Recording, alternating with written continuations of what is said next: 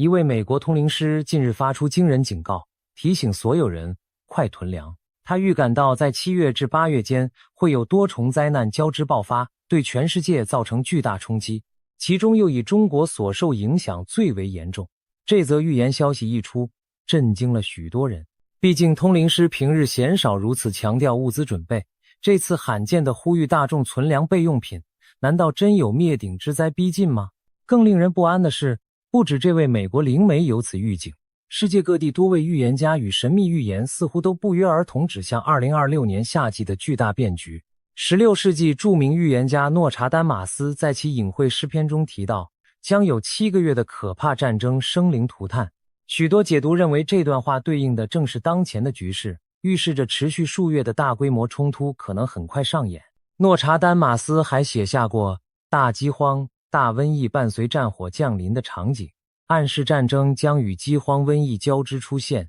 使人类遭受多重苦难。已故的保加利亚盲眼灵媒巴巴万加，俗称盲眼龙婆，也留下惊人预言。他直言2025年是人类灭绝的开端，将发生4大灾难：战争、地震、火山爆发和洪水。这4项无一不是毁灭性的复合劫难。虽然他在1996年去世，但过去他的许多预测，如911事件、英国脱欧、俄乌战争等，后来都一一应验。如今他预言的时刻即将来临，欧洲将有2个大国开战并波及全球，剧烈的地壳灾变与极端天灾也将接踵而至。如果这预言稍有误差延后1年，不禁让人怀疑2026年的夏天会不会正是这场人类浩劫的爆发点。泰国灵媒 More Play 最近透过灵视也提出警示，7、8月之间日本很可能发生大地震，而且可能波及富士山。日本位处环太平洋地震带，历史上关东大地震、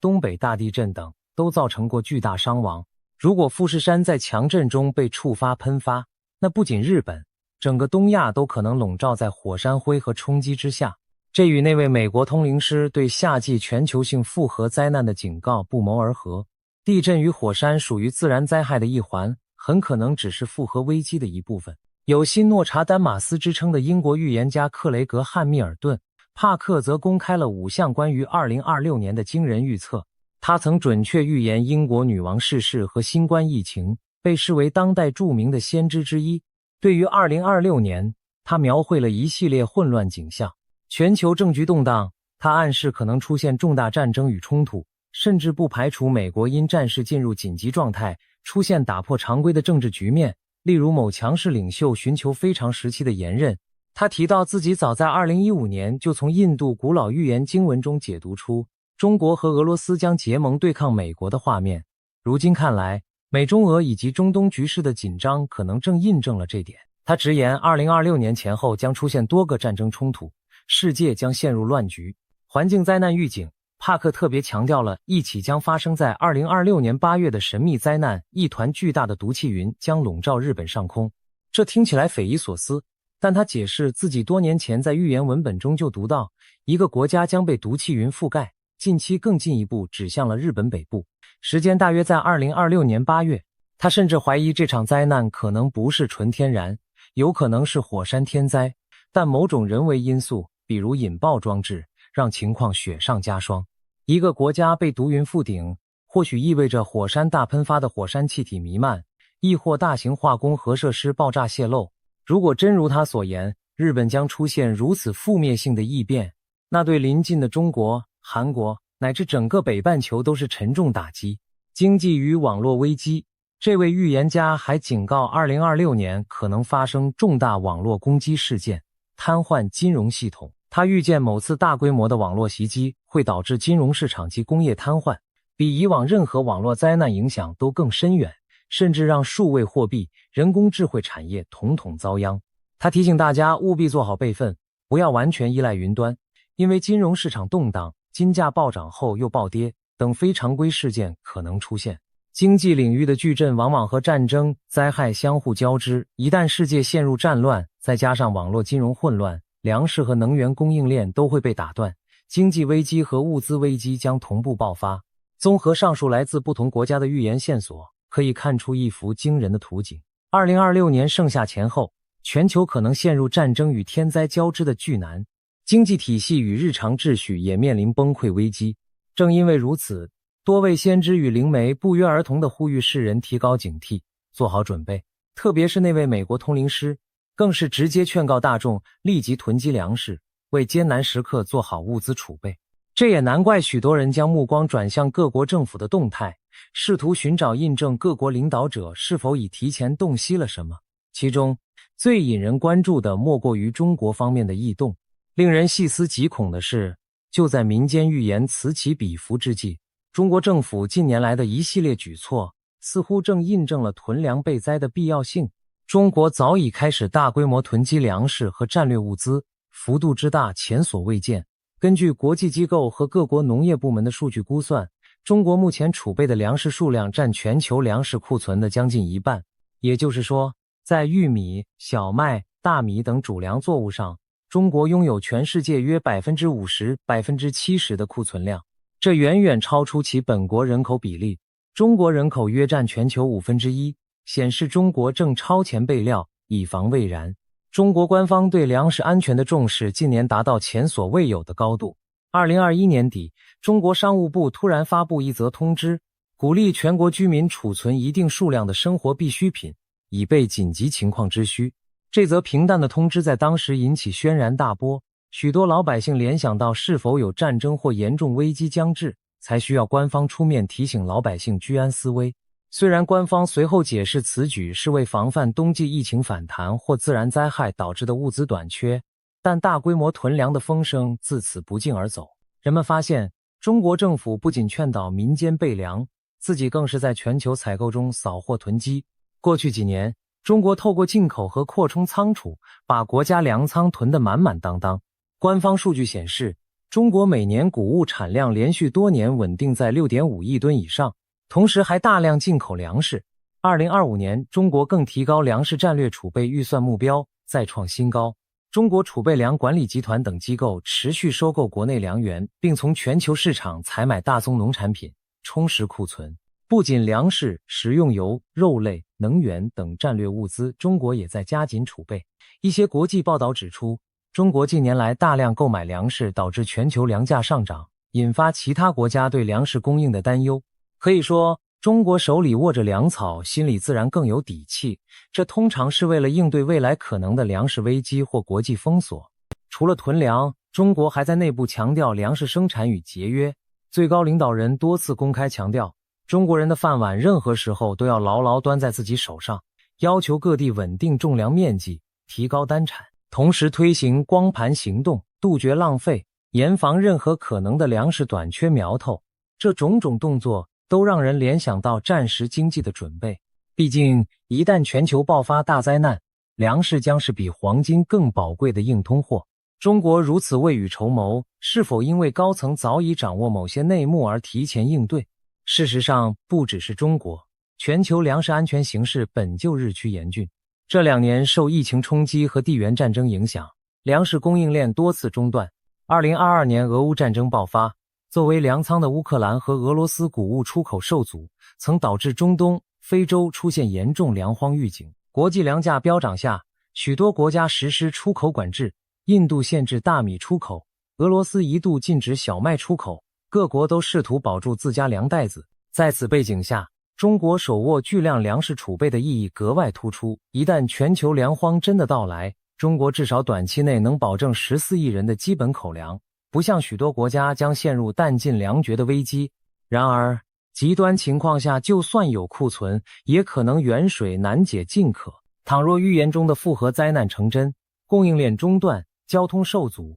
物资能否及时从国家仓库分发下去，还取决于社会秩序与基础设施是否稳定。中国虽然已做了备灾行动，但真的大灾来临时，挑战依然严酷。正因如此，那位通灵师才强调每个人都应该储备粮食和必需品，而不是完全指望政府救援。对个体而言，手中有粮，心中不慌，这是数千年来颠扑不破的生存真理。古代中国的智者早就有告诫，宜未雨而绸缪，勿临渴而掘井。明朝刘伯温传说中的烧饼歌也疑似预言过末节饥荒，劝世人击鼓防饥。无独有偶，今天现代的灵媒们发出的讯息与古老智慧不谋而合。在这场可能的复合灾难中，最令世人担忧的组成部分之一，就是地缘政治的大规模战争。目前全球几处火药库都处于紧绷状态，一旦引燃，后果不堪设想。通灵师特别点出，中共或将趁虚而入，展开提前行动的，可能这暗示着，如果国际局势因其他灾难而混乱，北京当局可能抓准时机对外发动军事冒险。最典型的莫过于台海局势。多年来，台湾海峡一直是东亚的火药库。近年来，解放军军机、军舰在台海周边频繁演训，中美关系因台湾问题日趋紧张。如果全球在7、8月陷入天灾人祸，美国等大国自顾不暇，中共会否认为出兵台湾的良机已到？历史上趁敌疲弊是常见的战略，一旦北京选择此时提前动手，那台海战争将迅速升级为区域甚或世界级冲突。美日很可能介入，中国本土沿海也将直接卷入战火，这将是对中国最沉重的打击之一。毕竟战争一旦开启，现代化城市可能遭受导弹袭击，人口和经济命脉都将陷入危机。除了台海，中国周边还有多处潜在冲突点，南海领土争端、中印边境摩擦、朝鲜半岛局势等等。如果北京真的在全球灾难中铤而走险，同步点燃多根导火索，结果可能超出其掌控。反过来看，假如灾难因别处战争而起，中国也难独善其身。俄乌战争已经持续多年，虽然未演变成世界大战，但也牵动着中美欧关系。中东局势亦暗潮涌动，以色列和伊朗的对立，美国在波斯湾的军事部署都充满战争隐患。前文提及的中国诺查丹马斯，蒋学勤预测美伊最终可能在2027年前后爆发正面冲突，而2026年很可能是酝酿的关键期。一旦美伊开战，全球油价与安全形势将剧烈震荡。对中国而言，中东战争意味着能源进口受阻，经济雪上加霜。同时，美国若深陷伊朗战场，或许更增大台海变局的不确定性。总之，战争风险正与时间赛跑般迫近，我们或许正在走向第3次世界大战的边缘而不自知。一旦大国卷入多线战事，核武器的阴影也将浮现。诺查丹马斯曾描述，双城之间将降下前所未见之劫的场景，被一些人解读为对核爆毁城的预见。7、8月间若爆发战端，人们最恐惧的莫过于局势升级到动用核武的地步，那将不仅是某国最惨，整个人类文明都可能遭遇浩劫。在这方面，中国其实非常脆弱，几大核心城市人口密集度极高，一枚核弹造成的人员伤亡和社会恐慌将难以想象。战争与灾难往往是连锁相生，战争会直接带来死亡和破坏，也会间接引发经济崩溃、难民潮和传染病。反过来，自然灾害的大破坏也可能诱发战争或国际冲突，比如资源匮乏导致争夺，灾后国家虚弱引来外敌。通灵师强调的复合性大灾难正是这种灾中有战、战中有灾的混合体。中国处于当今地缘政治的焦点，一旦世界陷入战乱，中国必然卷入；一旦中国自身成为战争导火索，也必将承受最猛烈的灾祸反噬。除了人为战争，大自然似乎也在酝酿着猛烈的反扑。近年全球各地极端天气和地质灾害频发，仿佛在为某个剧烈的临界点做准备。一旦这些天灾在7、8月集中爆发，将与战乱交织成世纪灾难。以下是可能出现的主要自然灾难类型：超强地震与海啸。今年灵媒们特别点明了日本这个地震频仍的国家。若真如泰国 Mopli 和英国帕克所言，日本在7、8月遭遇强震甚至富士山喷发，那将是东亚的大灾难。历史上，日本关东地震1923年和东日本大地震2011年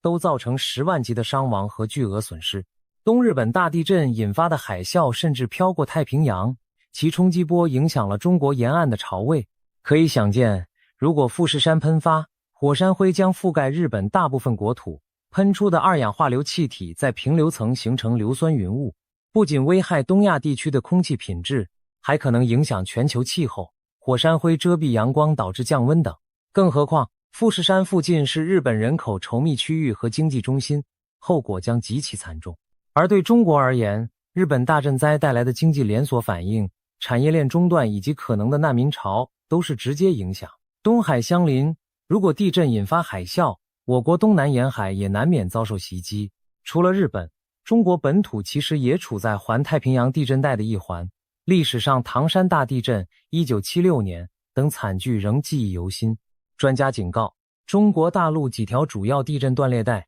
如四川、台湾、喜马拉雅地区，都在积累能量，未来发生7级以上强震并非不可能。如果偏偏在战乱或其他灾难期间再来一场国内强震，救援将更为艰难，人民所受苦难可想而知。火山与毒气事件，前文提到预言中的日本毒气云，除了可能由富士山引发，也有可能是其他火山或者大型工业事故。日本北部有著名的阿苏火山、尊前火山等活火山，如果其中一座突然大规模喷发，喷出的火山气体主要是二氧化硫和火山灰，完全可能形成笼罩大片国土的毒气云。事实上，人类历史上出现过火山引发全球气候异常的案例。印尼坦博拉火山1815年喷发后，隔年北半球出现无夏之年。中国云贵高原也发生饥荒。近代的菲律宾皮纳图博火山1991年喷发，也造成全球气温短暂下降。如果2026年来一次巨型火山爆发，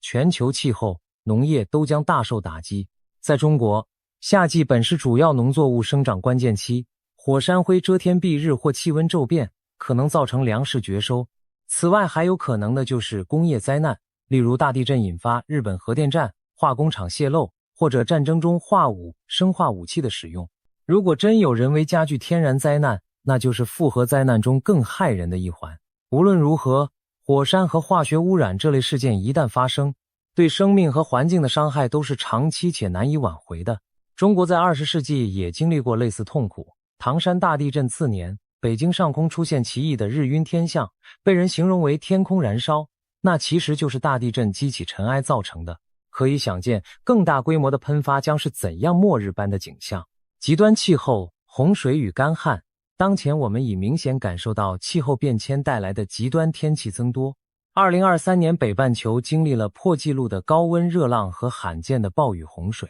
中国本身幅员辽阔，南北气候差异大，但整体趋势都是天气更极端。每年7、8月是中国主汛期和台风季，强降雨极易引发严重洪涝。今年更预测将受到厄尔尼诺影响，可能出现更强的雨乍天气，短时间内降下超大暴雨。如去年夏天，北京周边就遭遇了数十年一遇的特大暴雨和洪水。再往前的2020年，长江流域也发生罕见特大洪水，造成数千万人受灾。当极端降雨遇上大江大河，中国历史上最可怕的灾难之一就是大洪水。例如1931年中国长江、淮河同时爆发特大洪灾，酿成数十万人死亡，被称为史上最严重自然灾害之一。如果2026年夏季再现这种级别的洪水，主要粮食产区的庄稼将毁于一旦，数百座城市村镇也会被淹没，直接导致粮荒和疫情随之而来。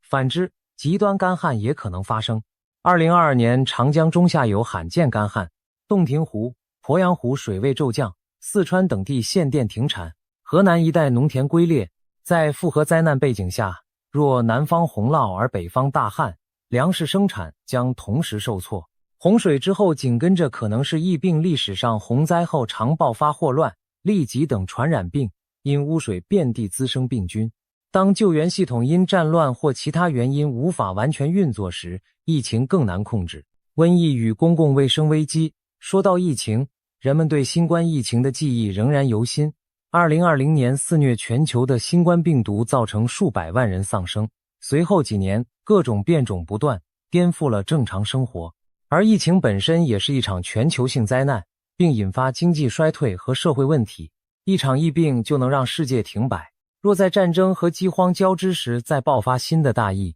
其杀伤力将更甚。专家们其实一直警告，下一次全球大流行只是时间问题。近来高致死率的禽流感病毒 H5N1 在哺乳动物间传播的迹象令人忧心，一旦变异适应人类，就可能引发比新冠严重的多的瘟疫。想象一下，如果今年夏天某地同时陷入战火和饥荒，民众体质下降，医疗系统瘫痪，这种环境最容易催生瘟疫流行。届时不仅是那个地区，疫情还可能沿着逃难者和军队传播到全球，成为新的世界级危机。中国在这方面也非常脆弱，人口密集的城市容易迅速传播病毒，而一旦再度采取封控措施，经济与社会将雪上加霜。新冠疫情最后一波在中国造成了极大冲击，很多家庭在那场冬季疫情中失去了亲人。如果未来几个月又出现烈性传染病，中国是否有足够抗压能力，这将是巨大未知数。综上所述，自然灾害部分就已经骇人听闻，地震、火山、洪水、旱灾、瘟疫，每一项单独出现都可能成为年度新闻头条，而若多项同时发生，那简直是末日光景。这些天灾若与前述战争、经济危机交织，就构成了完全态的全球复合灾难。而中国由于其幅员广大与人口众多，等于把几乎所有灾难类型的风险都集于一身，哪一环出问题，中国都难独善其身。通灵师的警告特别点出，中国最惨，这并非危言耸听。综合前面分析，中国极可能在这场全球性复合灾难中成为受创最深的国家，原因有以下几点：战争直接冲击，如果台海或南海爆发战事，战场就在中国家门口，甚至可能在中国本土，这意味着中国将直接承受战争破坏，远甚于远离前线的国家。基础设施、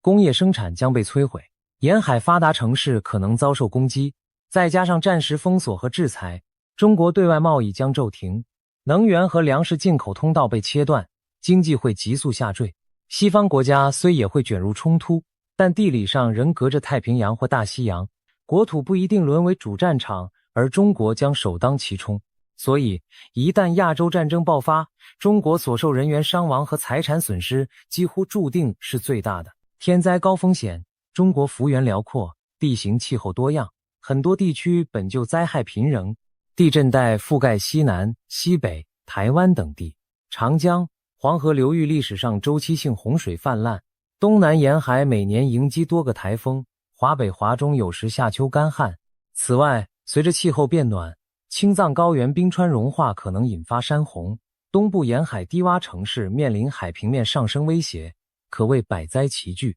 而中国人口密集，一场特大灾害往往造成10万级别的受灾人数。例如汶川地震，2008年近9万人遇难失踪，98抗洪上千人丧生。上述1931年长江洪水更夺走10几万性命。若未来几个月多处灾害同时发生，中国将面临空前的救灾压力，其他国家单一灾害可能还能全国调配支援，而中国幅员广，若多点开花灾难，再加上战乱阻碍，恐怕难以及时全境救援。那种情况下，一些地区可能陷入孤立无援的绝境，伤亡进一步扩大。人口与密度，中国有14亿多人口，是世界第一人口大国。人口多意味着灾难来临时，潜在受害者数量也最多。同样的灾害发生在人口稀少国家，也许伤亡有限，但在人口稠密的华夏大地，后果会被放大好几倍。以传染病为例，中国超大城市动辄几千万居民，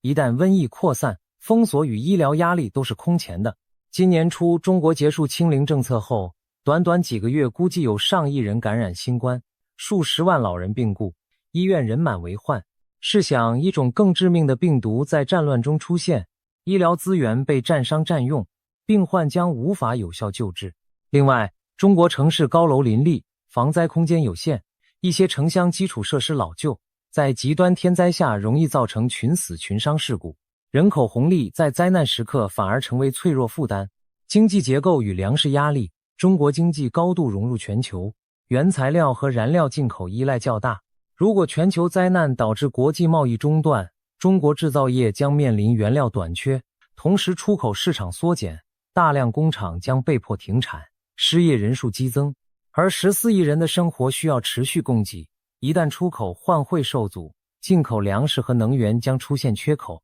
尽管中国粮食产量高，但人均耕地并不多，自身也面临农业现代化瓶颈，再加上极端天气可能造成欠收。如果战争和灾害持续数月，地方储备耗尽后，饥荒的幽灵绝非虚幻。上世纪中国曾发生过举世震惊的3年大饥荒，1959到1961年，数千万人饿殍遍野。那是在没有战争外患的年代，尚且如此惨烈。如今人口更多，资源压力更大，一场全球性粮荒里，中国如何保障每个人有饭吃？靠几亿吨储备或许能撑一阵，但长期还是难继续。所以中国最怕的其实正是粮食问题。通灵师强调囤粮，或许也是看到了未来世界可能爆发粮食危机，而中国所受挑战尤其严峻。所谓仓廪实而知礼节，当饥饿蔓延时，再稳定的社会都可能崩解。社会体制与应变，中国的社会控制严密，在平时是优势，动员力强大，但在非常时刻也可能带来脆弱性。一方面，政府可以集中力量办大事，比如大灾来临时调集全国资源救援，这在过去的汶川地震、疫情封控等都体现出一定成效。但另一方面，高度集中的决策体制如果在资讯不充分或判断失误时，容易错失良机，甚至造成更大损害。一旦中央指挥系统因战乱或通信中断而受影响，地方可能无所适从。还有资讯透明度问题，有灾情时若通报不及时，错过黄金救援期，就会酿成更惨烈后果。例如初期隐瞒疫情让病毒扩散，就是深刻教训。如果未来多灾并发，政府维稳压力空前，可能采取更严厉的管控，甚至军管，人民生活将受到二次伤害。而在灾后重建阶段，如何安置千万灾民，抑制社会动荡，对中国执政者都是巨大考验。历史上王朝末期往往天灾加动乱相伴出现，中共政权能否度过这次可能的大劫，也存在变数。有人担心，如果灾难过于沉重，会不会引发中国内部政治巨变？这也是中国最惨含义的一种延伸。因灾难导致的社会巨变往往伴随更多混乱与牺牲。综合来看，中国所面临的是一场全方位的生存压力测试，外有战火，内有灾害，有人口众多的包袱，也有粮食能源的克星，要保政权稳定，也要救亿万性命。稍有差池，就可能最惨，损失最大，伤亡最多，复原最困难。如果全世界真要经历一次大洗牌，很不幸的是，中国正处于风暴的中心。面对通灵师和众多预言展现的黑暗图景，我们不禁要问，人类真的无法改变这场劫难吗？其实，许多先知在预警的同时，也强调了准备与选择的重要性。那位美国通灵师并非意在制造恐慌，他提倡的是一种准备，而非恐惧的心态。与其坐以待毙，不如未雨绸缪。我们每个人都可以从现在开始做些务实准备，储备粮食与水，就像他反复强调的，确保家中有足够的粮食和干净水源，可以度过至少几周到几个月的物资断供期。这在任何灾难、飓风、地震、战争中都是适用的常识。当超市断货、自来水停供时，家中储粮就是救命资源。备好应急用品，包括医药箱、常用药品、手电筒、电池、收音机、燃料、保暖衣物等。尤其在可能停电的情况下，这些物品极为重要。还有现金和贵重物资，以防网络金融系统瘫痪时无法取款支付。帕克的预言提醒我们，连电子资料也要备份，制定家庭避险计划，与家人商讨在不同紧急情况下，火灾、震灾、战乱如何汇合、撤离和联络，了解所在社区的避难场所和逃生路线，准备一个紧急背包，一旦需要疏散可以第一时间带走。关注信息，但保持冷静，在灾难苗头出现时，留意官方和媒体的权威资讯，不信谣，不传谣，同时也保持独立思考和警觉，不要因为恐惧而丧失判断。心态上要做到有备而无惧，毕竟恐慌本身会带来次生灾害，例如囤积潮、金融挤兑、秩序混乱，我们要尽量避免。至于国家和整个人类社会，其实还有时间采取行动来减轻灾难的打击，例如加强国际合作，避免冲突升级为全面战争，各国分享预警资讯，共同防范极端气候和地质灾害，提前部署救援物资到高风险地区等等。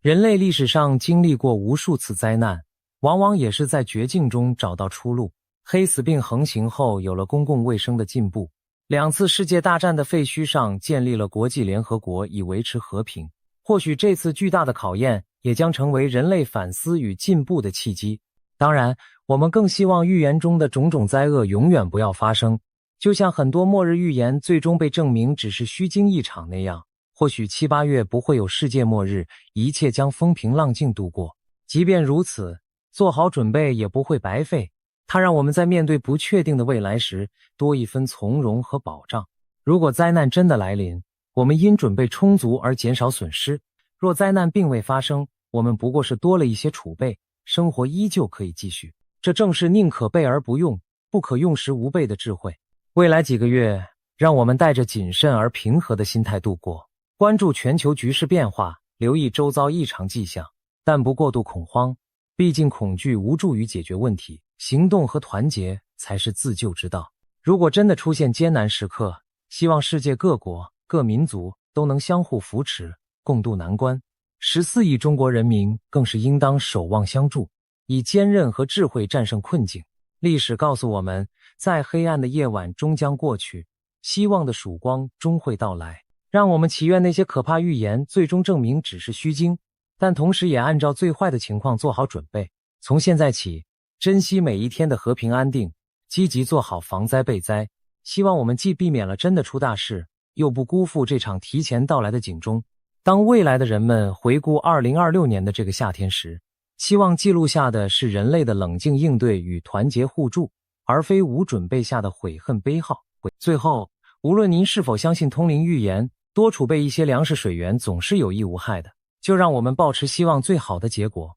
做好最坏的打算的态度，迎接即将到来的日子。愿上天垂怜，人类度过此劫难后能迎来新生。在风暴来临前的宁静中，我们已经做了能做的一切准备，接下来静待时间揭晓答案。相信经历这场试炼后的我们将更加坚强，也更懂得生命与和平的可贵。平安度过7、8月是我们共同的心愿。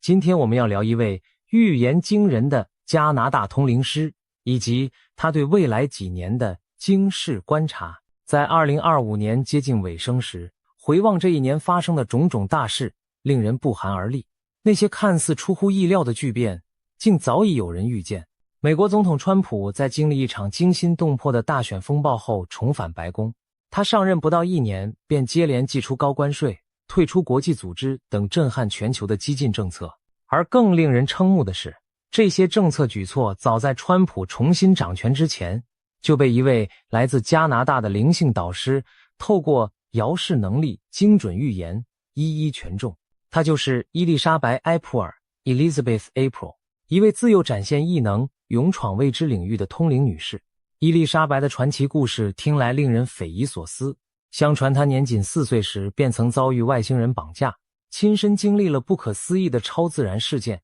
或许正因如此，她自幼展现出异于常人的天赋，声称能与高维度生命沟通，并穿越时间的束缚，洞察过去与未来的真相。她以卓越的遥视 （remote viewing） 能力闻名于世，仿佛拥有一双可以透过迷雾窥见未来的天眼。在动荡不安的年代，人们总是渴望找到穿透黑暗的光亮，而伊丽莎白那一双灵视之眼，恰似为迷航者点亮的灯塔。在2024年美国大选尘埃落定仅5天后，他就迫不及待地发布了一则震撼预言视频，预告川普的新任期内将会出现哪些改天换地的巨变。如今踏入2026年，回顾过去1年川普重返白宫后所做的一切，不禁让人倒吸一口凉气。伊丽莎白对2025年的预言竟几乎字字应验，这让全世界开始重新审视他的远见。然而，更大的问题在眼前浮现，如果他看对了2025年，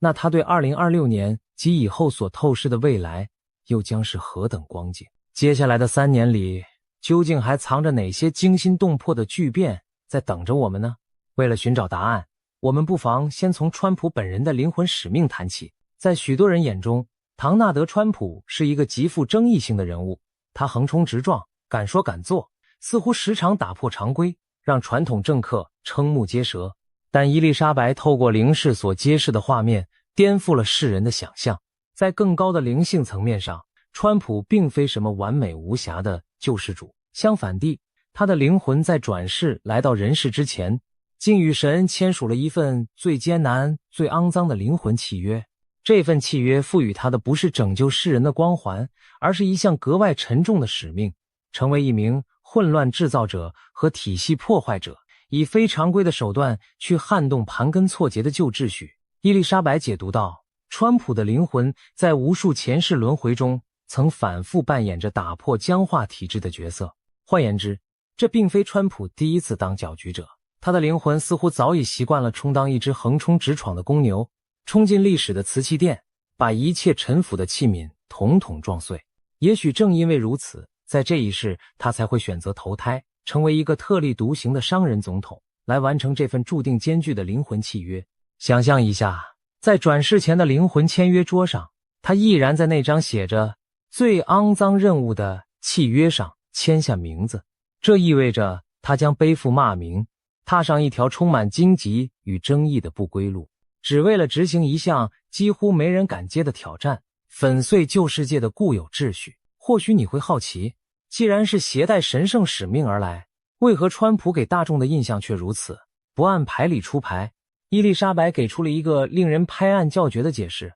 她说，川普在公众面前粗鲁、激进、充满争议的种种不完美表现，其实都是经过精心设计的灵性伪装。这种伪装策略就像为英雄披上一件隐形斗篷。在政治这场权力的游戏中，如果川普像传统政客一样八面玲珑、温文尔雅，反而会引起旧势力的高度警觉，甚至可能在他大展身手之前就遭到精准的打击和狙杀。试想一个一本正经、高高在上的完美政客，一旦他暗中计划挑战深层政府的利益，对方岂会坐视不理？相反，川普处处出格的言行举止，倒像是迷惑对手的烟幕弹。他大嘴巴般的粗鲁言论，不按常理出牌的推特治国风格，让许多精英嗤之以鼻，甚至将他看作一个闹剧式的人物。然而正是这副小丑形象，成了他横冲直撞的保护色。在众人低估与嘲笑中，川普反而得以出其不意地存活于暗流汹涌的政治角力之中，直至握有足够的权力去执行他的终极任务。川普的终极任务是什么？用伊丽莎白的话来说，就是一撕到底，挤破脓包。这个生动的比喻描绘出一幅令人震撼的场景。长久以来，我们的世界就像体内隐藏着一颗巨大的毒疮，表面上或许光鲜亮丽，实则暗藏脓血。如果继续掩盖下去，整个文明迟早要在漫长的腐烂中走向灭亡。然而过去的领袖大多畏首畏尾，不敢或不愿直面这颗毒疮，他们要么遮遮掩掩，要么只敢轻轻挑开一小口，生怕痛得民众哀嚎。然而川普的做法是截然不同的，他选择抓起尖刀，唰的一下划开溃烂，将所有脓血统统暴露在阳光之下。回顾川普重返白宫后的一系列操作，正如这挤破脓包的剧本在现实中上演。他毫不手软地对某些国家祭出惩罚性高关税，强硬拆解过去错综复杂的国际贸易网络。他带领美国毅然退出那些他认为受制于全球主义阴影的国际组织，将盘根错节的利益链条生生斩断。在短期内，这些举措无疑带来剧烈阵痛，国际供应链震荡，金融市场巨幅波动，许多人一时不知所措。然而正如他说，短痛总好过长痛，他宁可让毒疮在剧痛中彻底破裂流脓，也不愿让人类继续在温水煮青蛙般的腐败中沉沦下去。伊丽莎白以凌氏洞见指出，川普这一连串一撕到底的激进行动，正是在履行他灵魂契约中的一部分。只有把隐藏的脓疮揭开，人类才有机会清理伤口，重新开始。那么被撕裂的旧系统将呈现何种景象？伊丽莎白预警我们，2026年至2028年将是人类历史上最关键也最痛苦的阵痛期。这段时间里，过去几十年乃至几百年建立起的种种体制、秩序和幻象会在剧烈的震荡中土崩瓦解，政治版图将重新洗牌，经济制度将被迫重启，人们熟悉的生活方式也可能面目全非。正如富人临盆前的阵痛越发强烈频繁，旧世界的瓦解同样会以撕心裂肺的剧痛作为倒计时的序曲。首先映入眼帘的巨变，极可能是金融领域的一场浩劫。伊丽莎白预见到一场足以比肩1929年大萧条的股市崩盘即将来临。试想，股票市场在短短几日内狂泻千里，指数曲线如同自由落体般坠落，各国交易所一片恐慌惊呼，这将不仅仅是一次普通的经济不景气，而更像是一场对整个金融体系的大洗牌。许多昔日财力雄厚、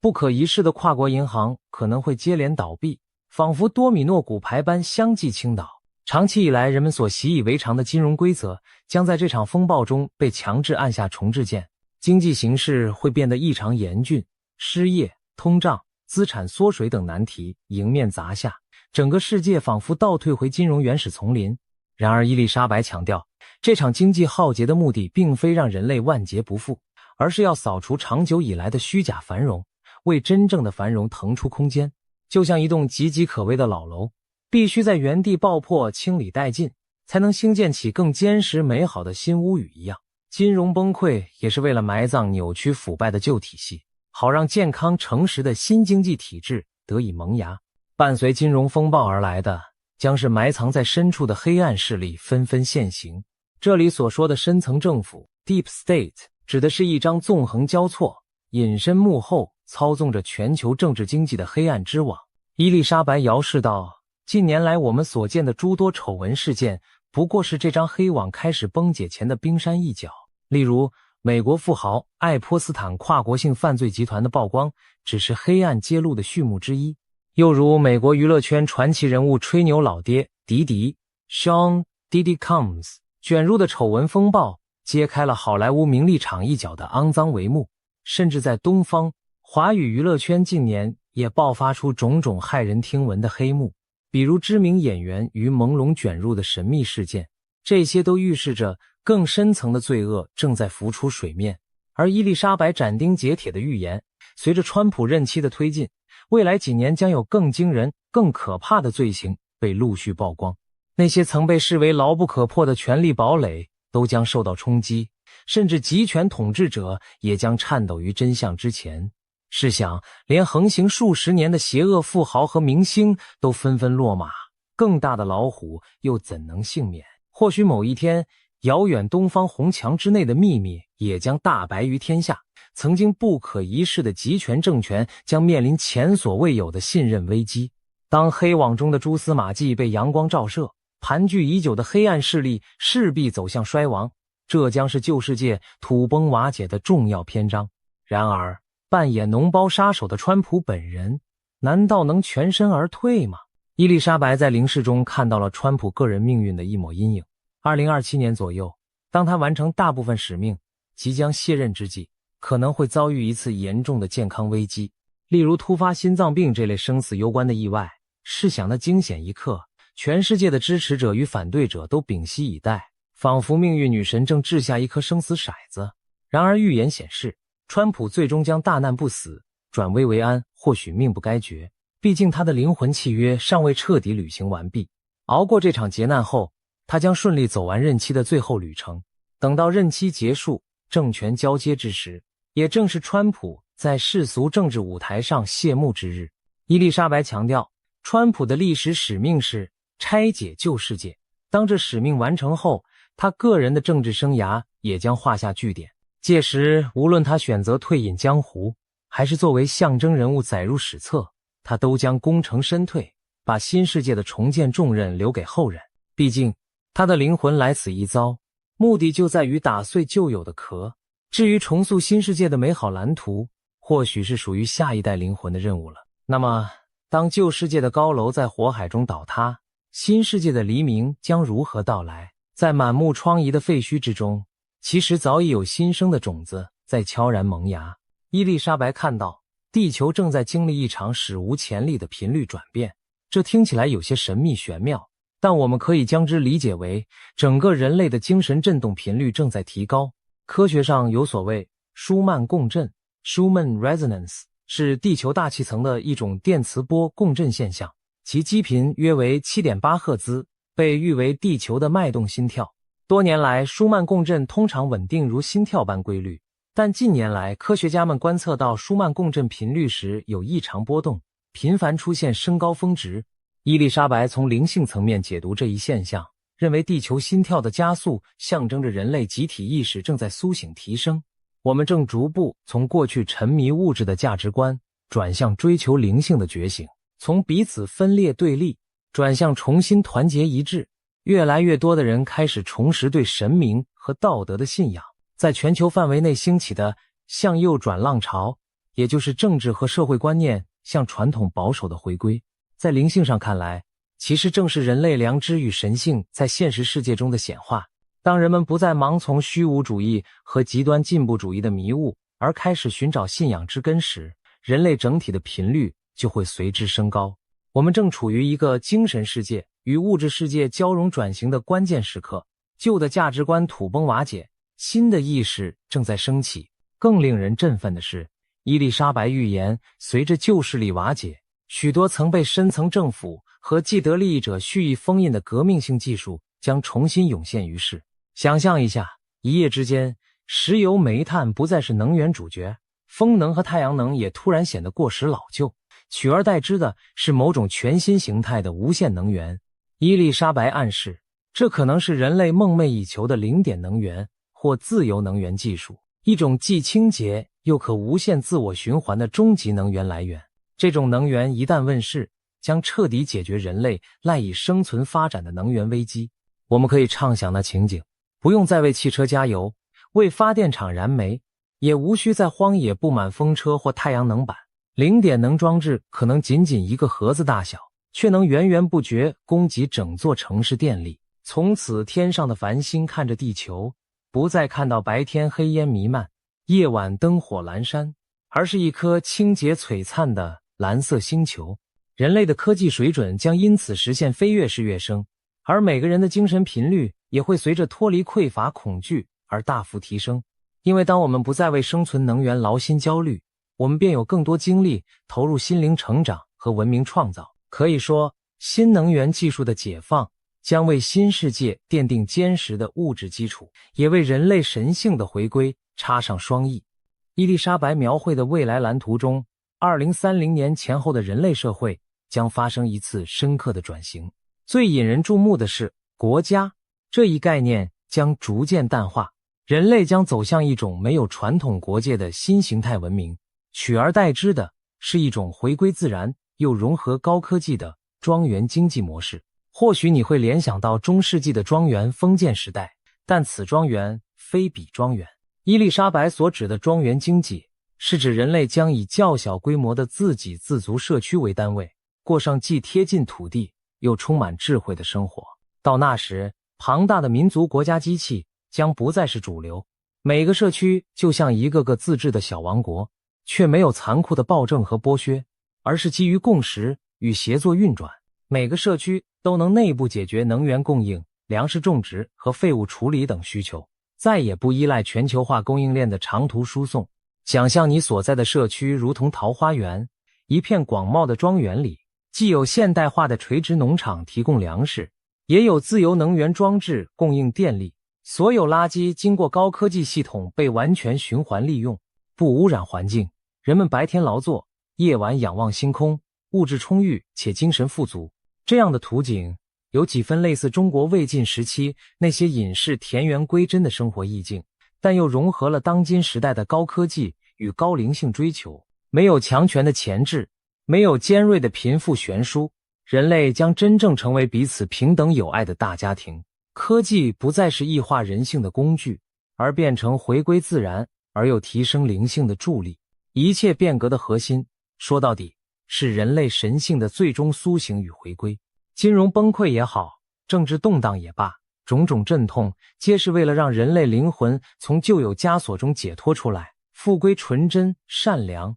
有信仰、有道德的神圣本性。在这样的新人类文明中，或许已经没有狭隘的国家和种族之分，每个人都视整个地球为家园，把彼此当作手足，同心协力守护着来之不易的新黄金时代。当然，以上种种展望听来既令人向往又心生忐忑，毕竟从现在到理想未来的途中，我们必须先穿越那段黑暗风暴交加的岁月。眼下2026年的脚步声已经临近门槛，面对即将到来的惊涛骇浪，伊丽莎白强调，她的预言并非为制造恐惧，而是在黑暗中为人们提供指引和希望。正如他所言，如果不是川普将脓包挤破，人类的痛苦只会更长更惨烈。我们如今所处的时刻，正是黎明前最黑暗的时分。旧系统在剧痛中崩塌，新世界的轮廓虽已隐约可见，但尚未完全成型，一切都处于动荡蜕变之中。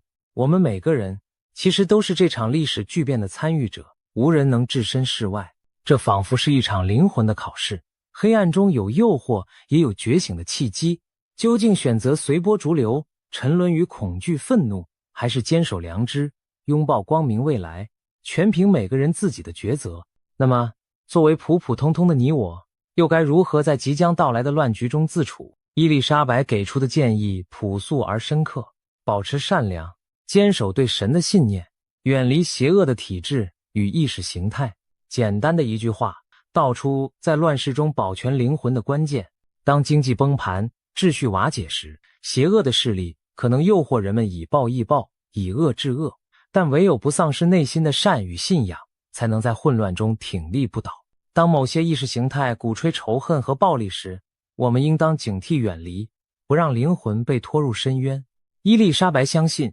良知与觉醒将是通往光明未来的唯一方舟，就像洪水来临时，挪亚方舟承载着正义与希望一样，在未来的狂风暴雨中，善良与信仰将是我们的避风港。只要我们每个人都能守住心中的那道光，那么即使黑夜再漫长，黎明终将会到来。此刻2025年即将成为历史，2026年的崭新篇章正悄然展开。在这人类巨变的起点上，我们或许难免心生迷茫与不安。然而正如古语所言，破晓前的夜色最为漆黑，黑暗并不可怕，它只是黎明前的前奏。我们有幸见证旧世界最后的崩塌，也将见证新世界的诞生。伊丽莎白·埃普尔的预言为我们揭示了一条可能的道路。尽管前方荆棘密布，风雨如晦，但光明的未来已在彼端等待。当这场历史的洪流席卷而来，我们每一个人都身处其中，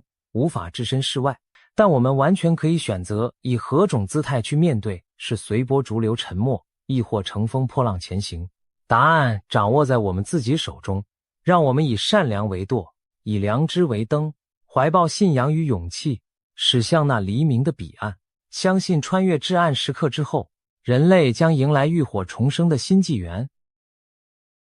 为什么有一位灵媒会为整个人类未来哭泣了一周？他究竟看到了什么可怕的未来场景，让这位获奖灵媒泪流不止？这背后牵涉到一个令人脊背发凉的预言：未来将出现一次对人类的大筛选，无数灵魂可能将错失即将来临的黄金时代。这听起来像科幻小说的情节，但我们将深入探讨这个预言的来源、内容，以及现实中出现的蛛丝马迹。首先，介绍一下这位灵媒，她名叫朱莉·普尔，是英国一位备受尊敬的灵媒兼催眠治疗师。朱莉自幼就展现出特别的灵异天赋，而这一切的开端源于她童年时期的一次濒死经历。还是孩童的朱莉不幸卷入了一场可怕的事故，在医学上被宣告心跳呼吸全无，整整死亡了3天。就在灵魂脱离身体的那段时间里，朱莉的意识进入了一种异常祥和的境界。她来到了一个仿佛天堂般的地方，在那里，她遇见了一个散发圣洁光芒的神秘生命体。那存在温柔地对年幼的朱莉说：“我想让你知道，我是你的朋友，我会一直支持你，随时可以和我联系，没有任何恐惧，只有安详与慰藉。”随后，那光体把她送回人世，但临别前透露：“你的时间还没到。”这次奇异的经历开启了朱莉通往灵性世界的大门，从此她的生活多了一层看不见的守护，也为她日后成为灵媒打下基础。尽管得到天使般的安慰，回到尘世的朱莉依然要面对现实人生的重重苦难。她的成长历程充满艰辛，童年和青少年时期遭遇了种种痛苦与折磨，甚至包括被他人虐待。这些经历让她一度对生活感到绝望。在21岁那年，饱受创伤的朱莉选择服药自尽，试图结束生命。然而，她的灵魂再度离开了身体，展开了第2次濒死之旅。这回，她的灵魂来到了一个更高层次的空间，宛如真正的天堂。在那里，朱莉游历了3天之久，期间遇见了许多天使与守护灵的存在。他感到前所未有的自由与解脱，仿佛回到了真正的家。但当朱莉告诉那些天使自己想要留在那里时，天使们却微笑着摇头，温和而坚定地告诉他，不，你现在还不能留下，你的使命还未完成。接着，天使们向朱莉揭示了一个关于他自己的惊人秘密，为什么他这一生遭受那么多磨难与痛楚。原来，朱莉的灵魂在来到世间之前，就自愿选择将3世的痛苦浓缩在今生承受。换言之，他要在短短一生中学习和经历其他灵魂可能要3次转世才会遇到的苦难。天使坦言，这将是极其艰难的课题，甚至连他们当初都警告过他，这种挑战对人类而言近乎难以承受。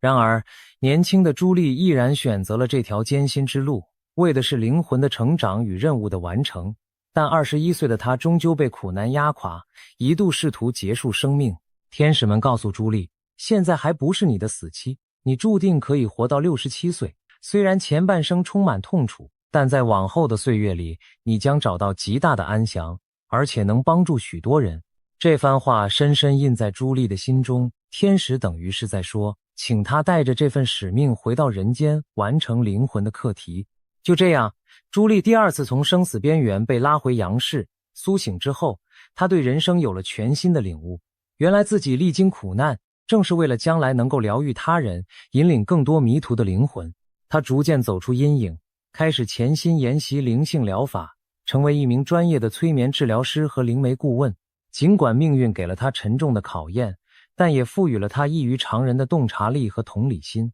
或许正因为走过地狱般的痛楚，朱莉比谁都更珍惜生命，怜悯众生，也更渴望寻找人类苦难的解答。多年来，她以自己的灵性能力帮助了无数陷入困境的人。然而，她心中一直隐隐觉得自己肩负着更大的使命尚未完成，那就是向世人传达一个重大讯息。终于，这个使命在近期浮出了水面。在2024年，朱莉参与了一个名为《死后的世界》（Life After Life NDE） 的节目，分享了自己的濒死体验。然而令人震惊的是，在讲述个人经历之外，朱莉还抛出了一个关乎整个人类未来的预言。她透露了一个天使告诉她的重要讯息：人类即将进入一个前所未有的黄金时代。这不是神话传说，而是一个真实可能到来的未来时期。而且，天使们还给出了清晰的时间表，从2012年至2032年，这20年间是黄金时代的开启阶段，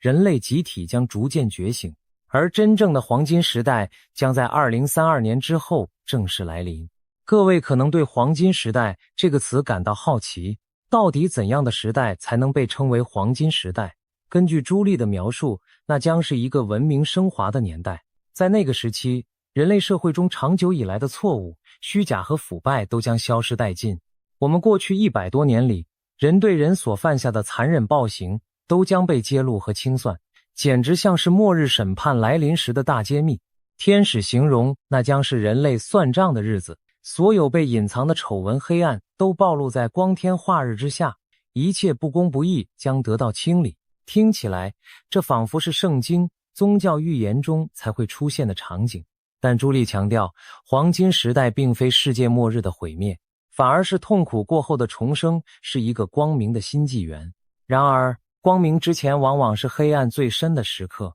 天使也让朱莉看到了通往黄金时代前人类必须经历的一段巨变期，这正是让她痛哭流涕的未来景象。在黄金时代降临之前，这个世界将迎来一场前所未有的大筛选。所谓大筛选，可以理解为对整体人类的一次巨大考验与淘汰，就像考试前夕的筛选或汰弱留强。在这场过程中，无数的灵魂可能无法通过考验，最终错失进入黄金时代的机会。换言之，并非每个现在活着的人都能成功跨越这段动荡。看到黄金时代的黎明，朱莉当时亲眼目睹了这种惨烈的未来图景，许多人在动荡中倒下、消失，仿佛整个人类在经历一场痛苦的蜕变。有太多的灵魂最终没能迎来新纪元的光辉，而是被困在黑暗或被淘汰出局。正是这幅场景让他难过不已。据说，朱莉在这次遇见未来之后，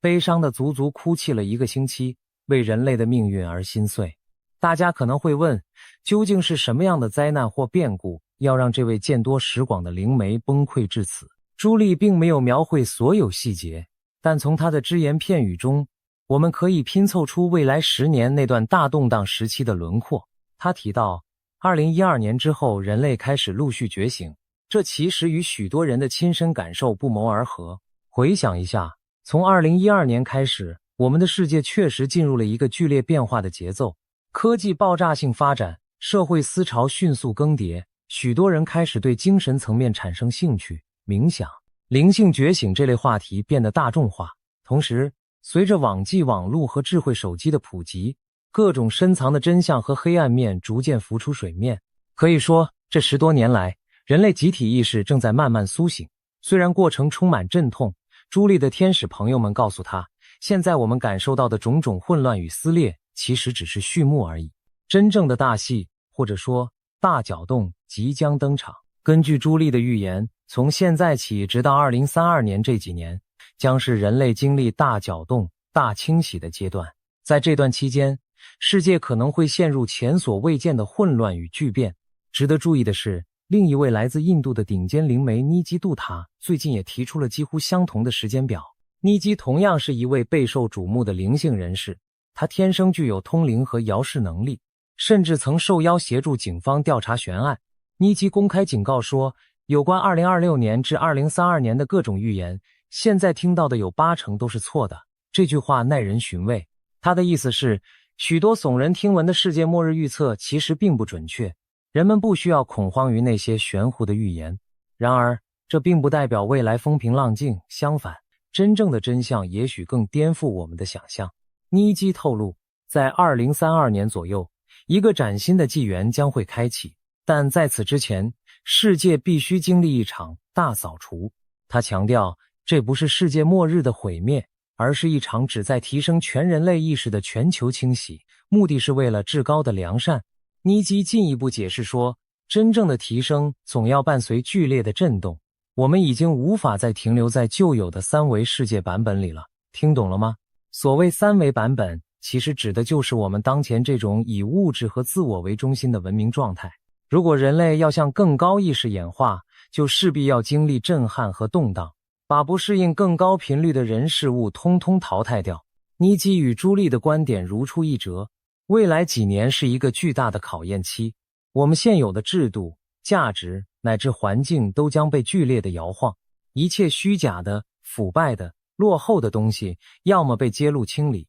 要么在震荡中自行瓦解。那么，这场大扫除或大筛选究竟会以何种形式展开呢？朱莉和尼基都没有明说具体事件，但我们可以推测几种可能性，而且正在发生的现实已经给出了一些线索。首先，很可能会出现更多的天灾人祸。过去几年，我们已经见识到一系列令人不安的事件，全球性的疫情、大规模的战争阴云、极端气候频传、经济秩序动荡。2020年的全球大流行病让整个世界按下了暂停键，数百万人因此离世，经济与社会受到冲击。接着地缘政治紧张升级，战争与冲突的威胁从未消退。而在自然方面，剧烈的气候异常和灾害成为新常态，超强飓风、野火、洪水、干旱不断刷新纪录，地震和火山活动也有增加趋势。科学家警告说，如果人类不改变轨迹，地球正迈向第6次生物大灭绝，那意味着大量的生命将从地表抹去。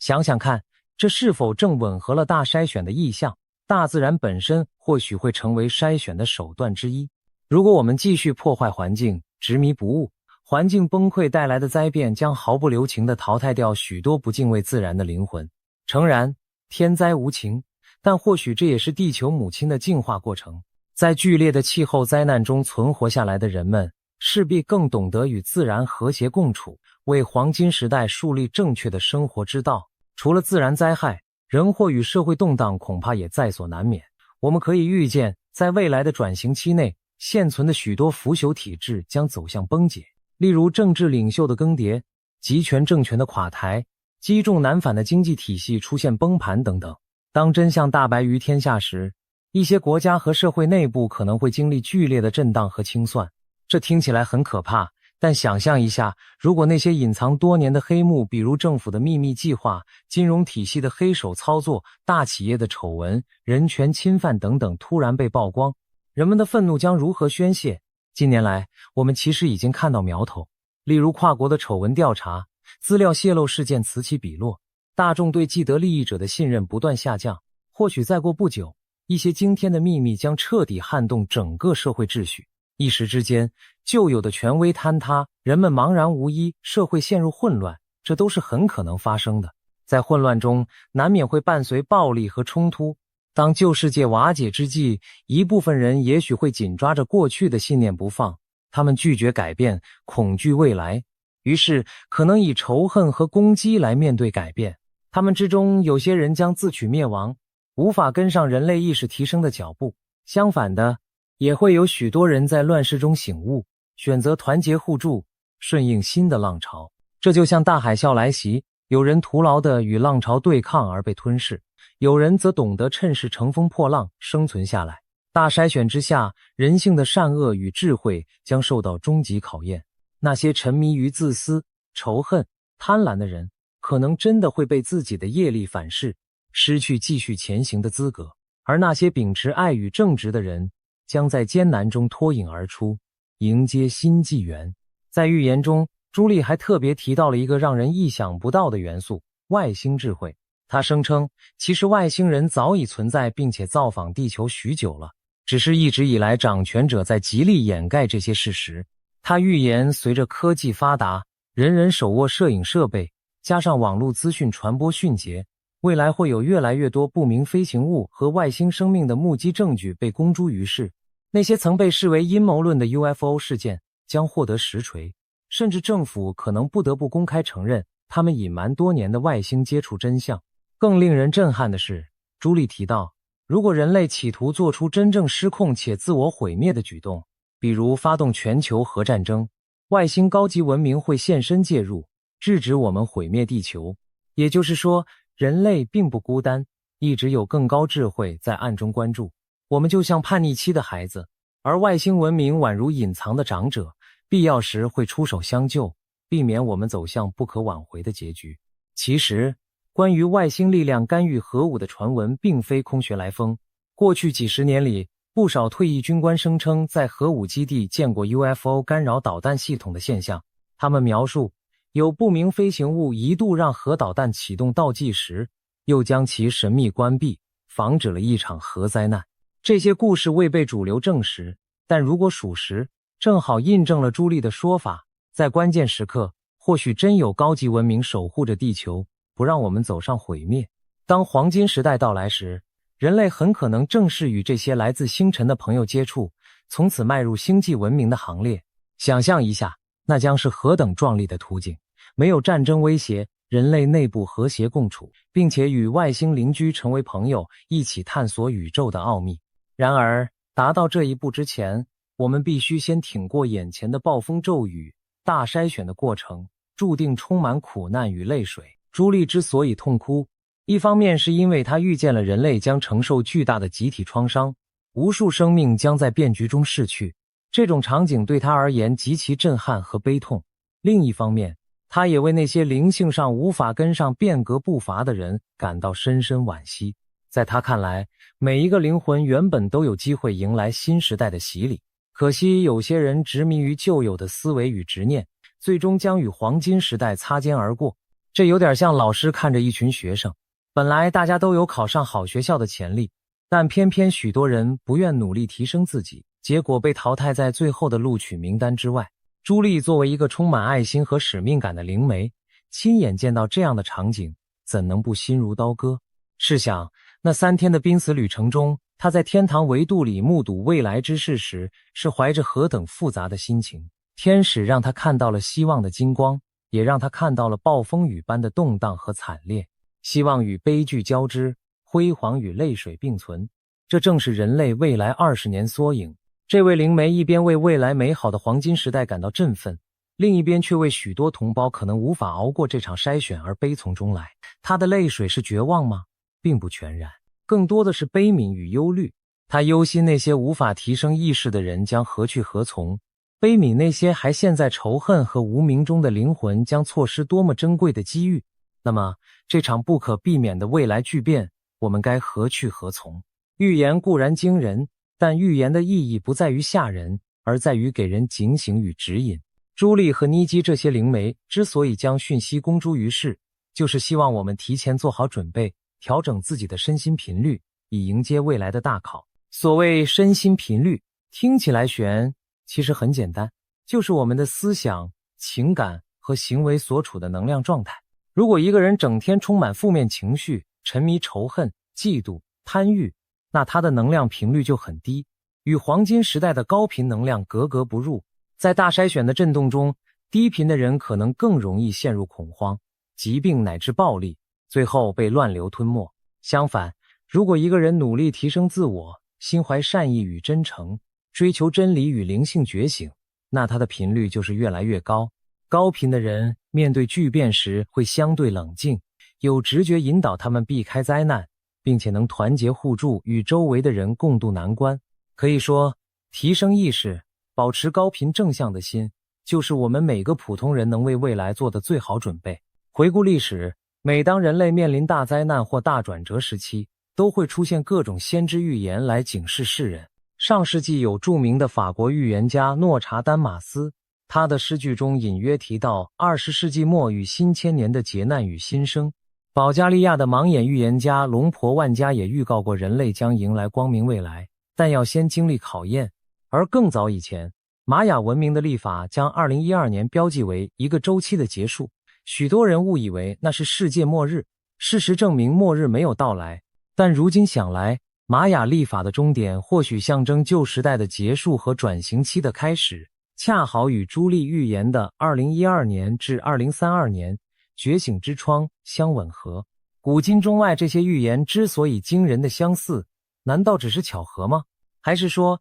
人类的潜意识早已隐约知晓这场大考正在接近，所以在不同的时代、不同的文化都表达出了类似的预警？再看看东方的智慧传统，在印度教的宇宙观里，时间被分为4个轮回的时代，其中最后一个是充满斗争与黑暗的卡利时代 Kali Yuga， 之后将重回第一个黄金纪元 Satya Yuga， 完成轮回。许多灵性导师相信，如今我们正处于卡利时代的尾声，即将迎来新一轮的黄金纪元，这与朱莉等人的讯息何其相似。此外，西方占星学也指出，我们正从双鱼座时代过渡到宝瓶座时代。宝瓶座时代强调人文关怀、知识启蒙、团体合作，听起来像不像朱莉口中的黄金时代？种种迹象表明，不管你相信与否，人类文明正站在一次伟大的转折点前。当然，预言毕竟还只是预言，或许有人心存怀疑，真的会有什么黄金时代吗？要知道，过去也曾有不少世界末日预言最后被证明是虚惊一场，这次会不会也一样？尼基杜塔就特别强调，外界流传的许多预言其实未必会逐一成真，因为未来不是铁板一块，而是会因人类的选择而改变。自由意志的存在使我们每个人都有能力影响集体的走向。如果足够多人类选择走向光明、扬升意识，那未来也许不需要以最剧烈残酷的方式来完成净化，一些极端可怕的事件也许可以被减缓，甚至避免。简单说，预言的揭露不是让我们坐以待毙，而是提醒我们去改变。大扫除在所难免，但我们可以决定扫除的力度和伤亡程度。设想一种较为理想的情况，更多人开始觉醒与团结，愿意改革弊政，保护地球，彼此善待。那么大筛选的时候，或许人心不至于那么恐慌对立，清洗掉的主要是旧的制度框架，而不是数十亿的鲜活生命。在这种情况下，黄金时代的到来将更平和顺畅，失去的灵魂数量也许不至于无数那么惊人。我们完全可以把预言当成一面镜子，审视自己的内心，我们有没有什么执念与阴暗面需要清理？我们是否愿意抛下仇恨与贪婪，转而拥抱爱与真理？毕竟，谁也不想成为那被淘汰的无数灵魂之一吧。谈到这里，我们再回头看看朱莉当初看到的画面。这位灵媒所哭泣的一周，既是为人类即将承受的苦难流泪，也是为人类最后的荣光而感动。他的故事给我们敲响了一记警钟：黎明前的夜晚最黑暗，但曙光终将到来。未来10年，人类可能会经历我们有史以来最剧烈的阵痛。这期间，我们每一个个体都将面对内心的抉择：是在混乱中迷失，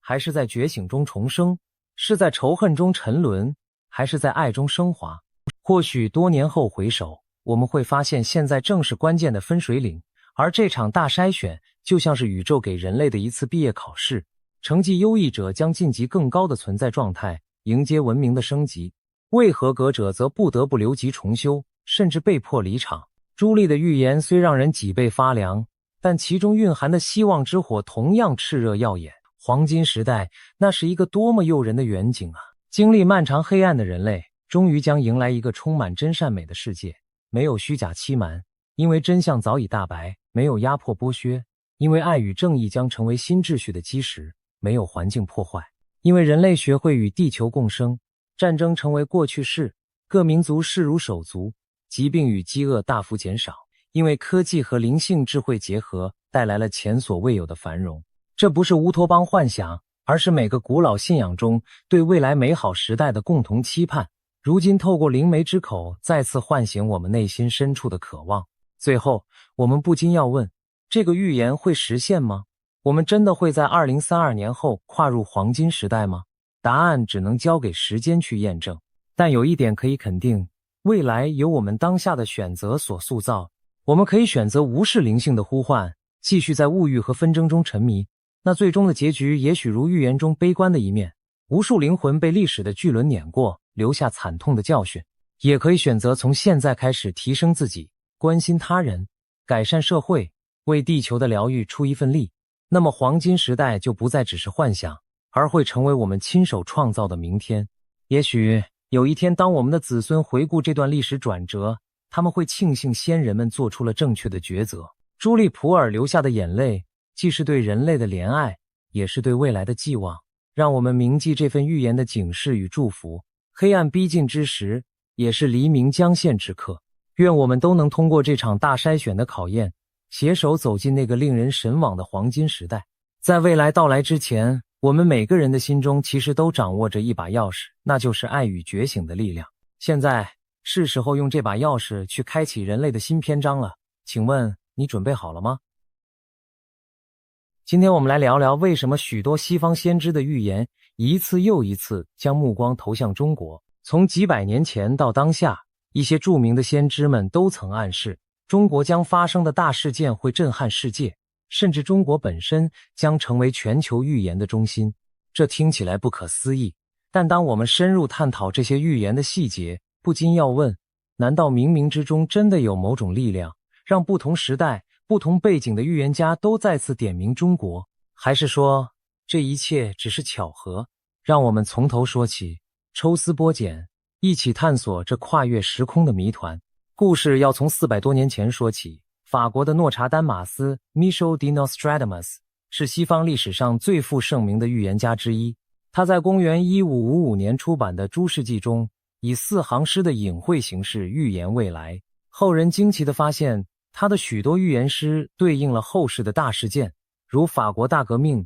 拿破仑崛起、希特勒之战，甚至2次大战的爆发与结局，都似乎被他言中。因此，诺查丹马斯留下的预言一直广受研究与讨论。然而，与中国相关的线索更加神秘，一直到1994年，人们才在意大利国家图书馆的古籍堆中意外发现一部署名诺查丹马斯的手稿，里面不是文字预言，而是80幅奇异的水彩画。据说这是诺查丹马斯晚年绘制的预言画稿，画中布满象征符号、字母、火烛、星辰，乍看云山雾罩，但其中有几幅画令研究者背脊发凉，因为它们似乎直接对应当代中国的场景。其中一幅画描绘士兵手持利刃砍杀僧侣，士兵身穿绿色军装，而倒下的僧侣象征着信仰和修行者。让人毛骨悚然的是，绿色军装几乎是现代只有中共军队才普遍采用的颜色。这幅图让人联想到中国近代发生的宗教与精神信仰迫害事件，例如对佛教僧侣、西藏高僧，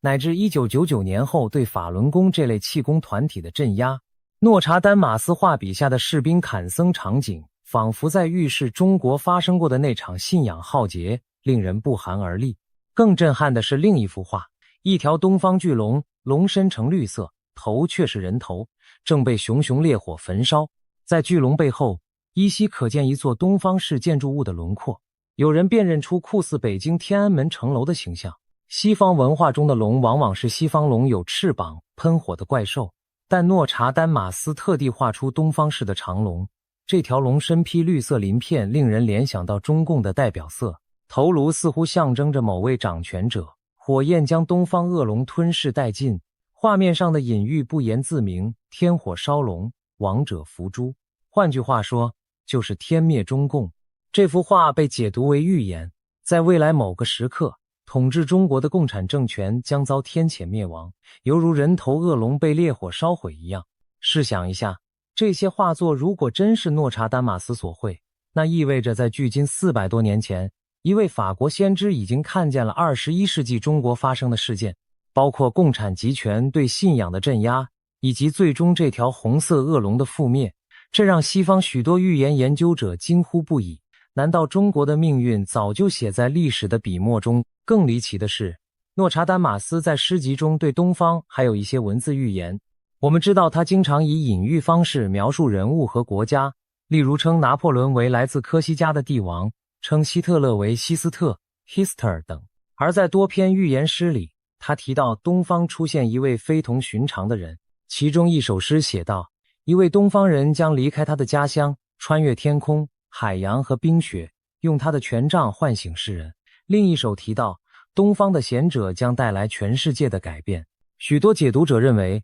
诺查丹马斯暗示在历史的今天，也就是21世纪之交，会有一位来自东方的伟大人物出现，给世界带来思想或精神上的觉醒。这让人不禁联想，会是谁呢？是某位东方的精神领袖，亦或引领中国变革的关键人物？诺查丹马斯没有指名道姓，但东方圣人的意象一直引人遐想。除了人物和图像之外，诺查丹马斯对当今时局的预警可能还包括战争。有研究者把他的预言诗与年份对照，发现他在某些诗句中提到了7个月的大战争和7艘船的海战等等。有人将这解读为2026年前后，东亚海域可能爆发一场持续7个月的激烈冲突，甚至涉及多方舰队的海上对峙。巧合的是，如今台海与南海局势紧张，各国军舰在亚洲海域你来我往。如果未来真有7方势力、7艘战船在此交锋，那和诺查丹马斯诗中描述的场景何其相似。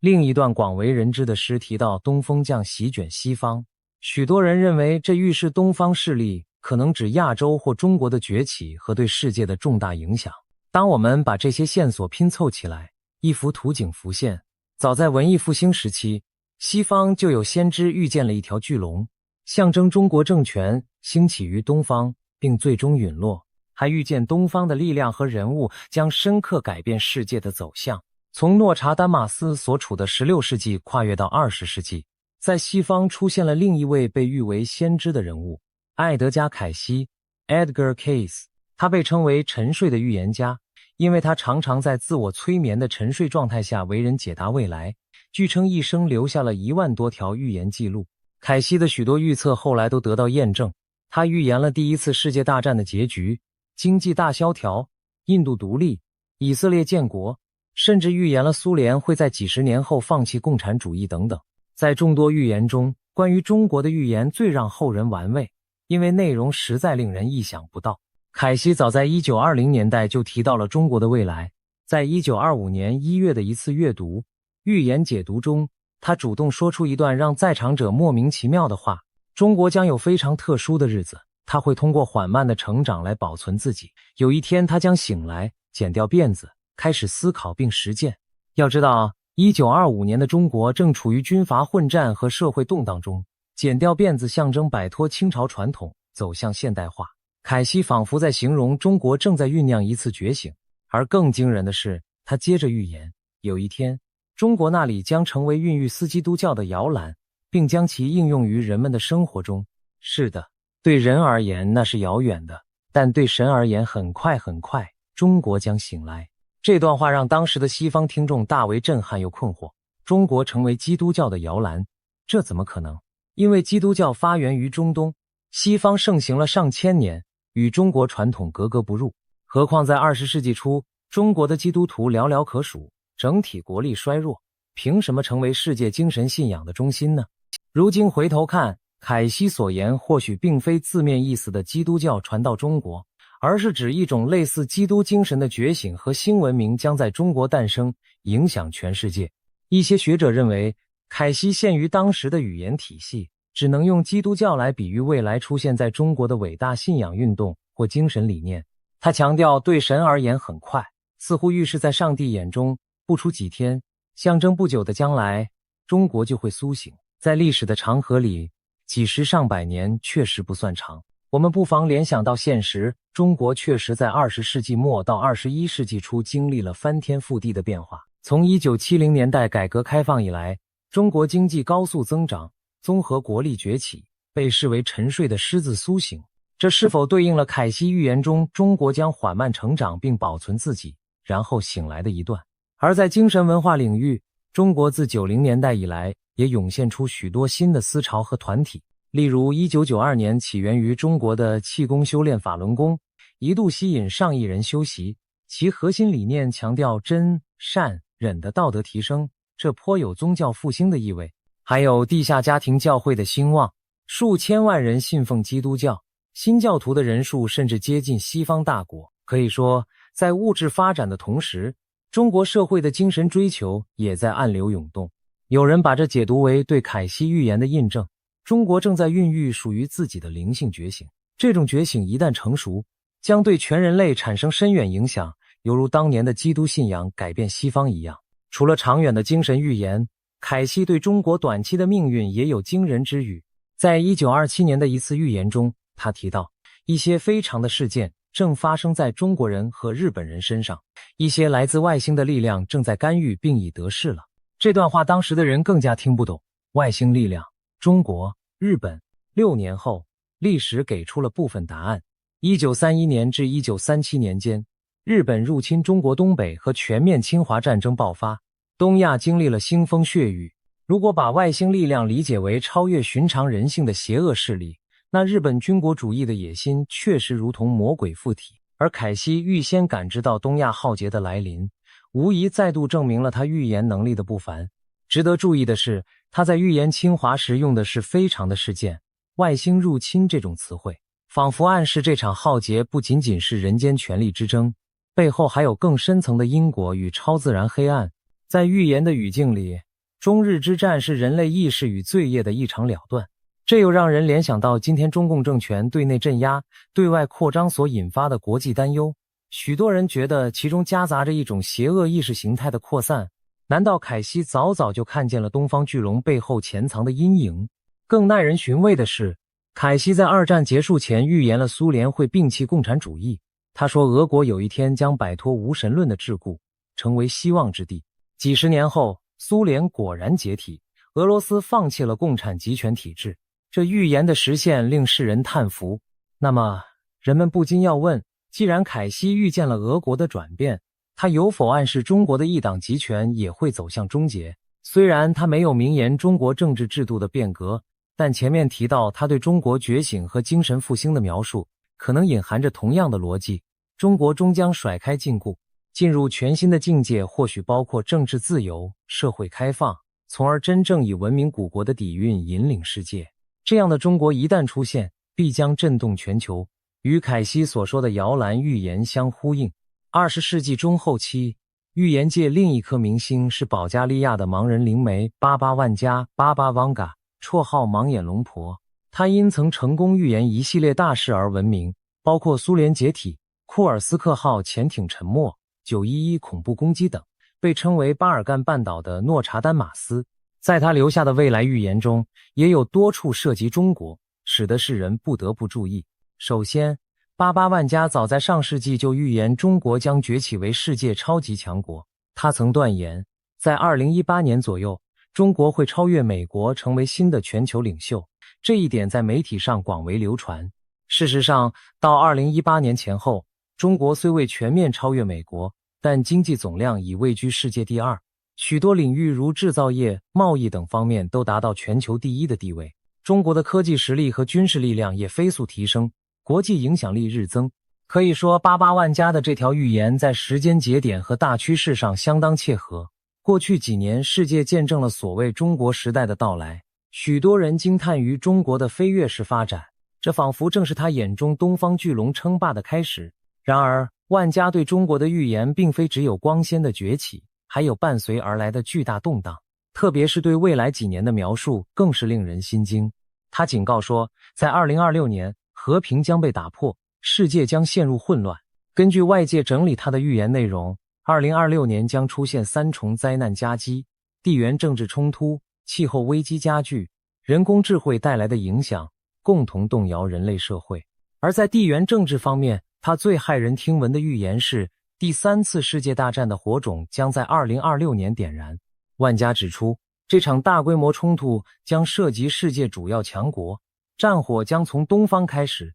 然后蔓延到西方各州，引发长期的全球紧张与动荡。听起来，这几乎就是在形容世界大战。那么，东方哪里会点燃战火呢？根据一些转述，万家点名中国，称中国将并吞台湾，导致俄罗斯与美国之间爆发直接对抗。简而言之，中国大陆以武力统一台湾，成为导火索，把美俄2大核武强国都卷入冲突，从而升级为第3次世界大战。这段预言如果对照当今局势，令人不寒而栗。台海冲突确实是现今最有可能引爆大国对抗的火药桶之一。万家在20多年前就预见了这点，难怪随着当前中美关系紧张，台海风云诡谲，他的预言又被翻出来，引发全球媒体讨论。除了战争，88万家还预言2026年将伴随重大天灾和科技引发的挑战。他提到地球可能遭遇连串自然灾害，强震、火山、洪水、海啸此起彼伏，极端气候肆虐，全球约 8% 的地区会受双重灾害打击。同时，他说人工智慧 AI 的崛起将在2026年达到关键点，人类社会可能被 AI 全面渗透，甚至开始质疑如何摆脱智慧机器的控制。在预言中，这一年仿佛是人类面临多重考验的关键转折点。更离奇的是，万家似乎还提到外星人将于2026年现身。他说人类会在那年11月与来自宇宙的智慧生物有首次接触，一艘大型太空船将降临地球。这听起来几乎像科幻情节，但也凸显出他眼中的2026年有多不平凡。天上地下，各种不可思议的事都可能发生。当然，关于外星接触的说法，大多数人持保留态度，但战争和灾难的预警却不能不令人担心。试想，如果2026年真如万家所言，台海爆发战端，美俄卷入对抗世界强权撕裂战火，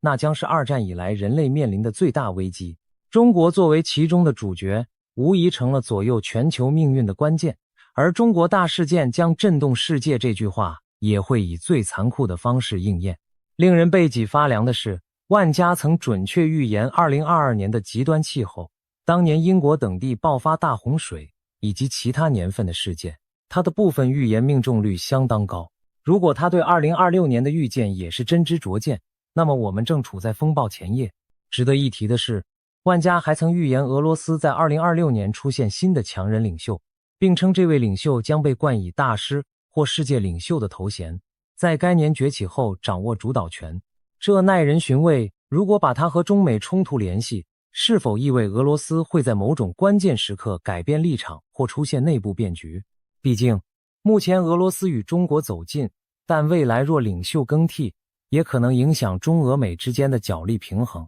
万家的这些片段预言仿佛一块块拼图，组合起来就是一幅世界巨变、东西对峙的图景，而中国是这图景的引爆点之一。以上我们谈到的诺查、丹马斯、凯西、88万家，年代各不相同，但都有意无意地点明了中国。而更有意思的是，当代还有一些西方预言家和灵媒，直接把中国作为预言的主角，仿佛历史在呼应西方先知再次点名中国。现在，我们就看看近年来几个引人关注的西方预言如何刻画中国即将发生的大事。首先不得不提的是英国的灵媒克雷格·汉密尔顿，帕克，通常简称为帕克。这位英国预言家因为成功预测了一些重大事件，如英国脱欧公投、美国川普当选而走红。他近年频繁在自己的节目和访谈中谈及中国，甚至可以说，帕克的未来图景里，中国是最关键的变数之一。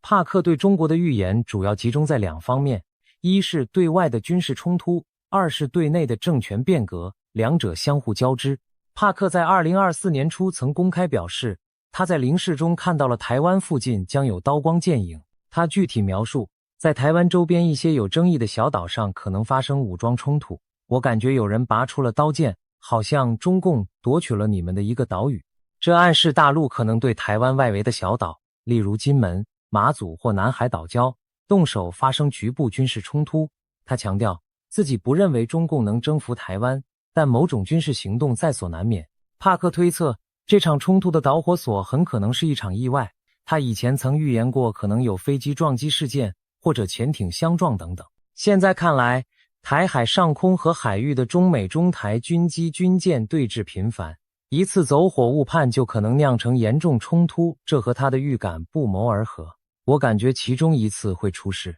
当冲突出现时，帕克预见台湾新的领导人将态度强硬，坚定捍卫主权。同时，他看到了日本和澳大利亚的介入，日本会在技术和情报上给予台湾大量协助，甚至与台湾共享先进的防空技术。澳洲则可能直接派出军舰进入相关海域支援。这些预测非常具体，也符合目前国际形势的走向。日本近年来积极强化对台合作，澳洲也越来越关注台海安全，并与英美组建 AUKUS 同盟。如果未来某天，中国大陆与台湾爆发小规模战事，而日本、澳洲乃至美国卷入其中，那将印证帕克所言，也正是88万家口中的世界主要强国卷入的冲突。所幸帕克认为冲突未必演变成全面征服战争，中共可能只是在周边寻衅，但不管怎样，这足以把全球推到战争边缘。短暂的几周或几个月的军事交锋，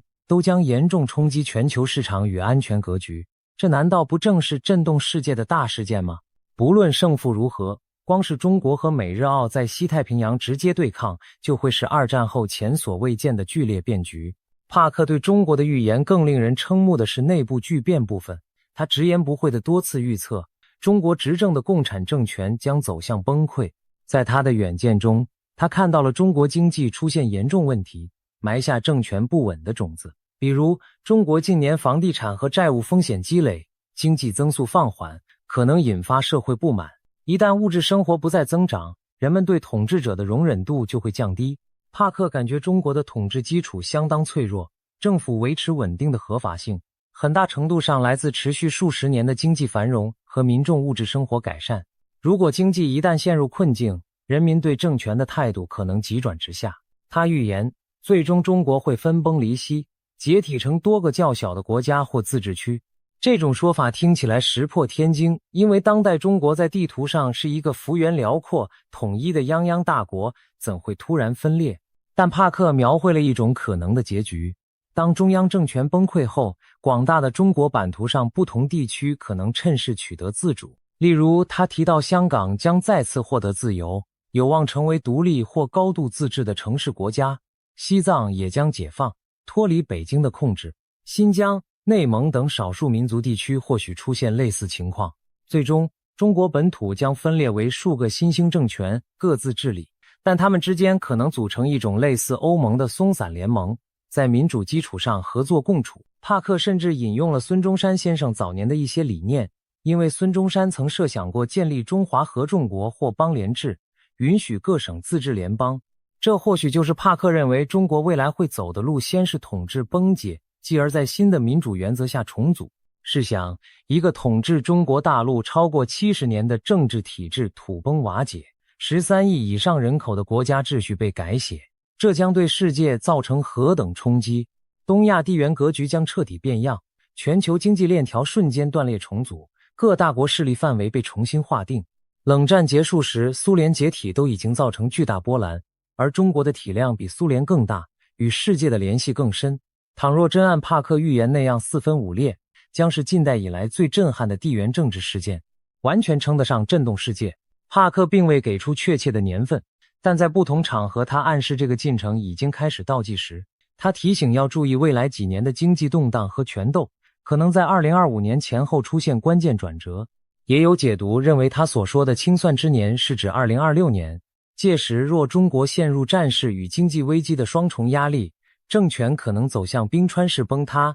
即表面僵硬稳固，内里却在断裂消融，终于在某个时刻轰然垮塌。当然，预言毕竟只是预测，但帕克的话已经引起许多关注中国局势人士的讨论，这会不会是一个惊人的先见？除了帕克，还有其他西方的预言先知近年来对中国发出了惊人之语，例如英国的托米·阿拉约米 Tommy Arayomi， 一位自称得到神启示的先知型牧师，他在分享的信息中多次谈到中国，甚至直接以圣经意象来比拟。他曾问道，埃及的十灾是否要降临中国？他指出，在圣经故事中，埃及法老因奴役以色列人而遭上帝降下10场灾难惩罚，而如今中国也出现了一系列离奇的灾异，从史无前例的洪水泛滥、云南的异常虫害，到天空出现奇怪的云与光等等，这些都像极了十灾的现代翻版。鱼群离奇大规模死亡，漫天诡异白色昆虫飞舞，城市上空惊现血红色天空，这些近年中国各地报道出的奇事，被阿拉约米解读为上天在警示与惩戒。他认为中国近年的厄运并非偶然，而是对其统治者的警告，就如同古埃及法老不肯释放奴隶，上帝用灾祸迫使其低头一样。这种将中国近期的天灾异象宗教化的诠释颇具争议，但不得不说，在预言的语境下，他强调的依然是中国是末世剧情的关键。阿拉约米还曾分享他对台湾局势的预感，他说自己在异象中亲眼看到中共对台湾的侵略计划，仿佛影片在眼前播放。他据此发出预言警告，台湾将面临最后的军事冲击。这与帕克、万家等人的预测不谋而合，不同的先知从不同角度都指向台海冲突这个未来可能的巨变点。当多个来自西方的独立预言渠道都不约而同聚焦于中国与台湾，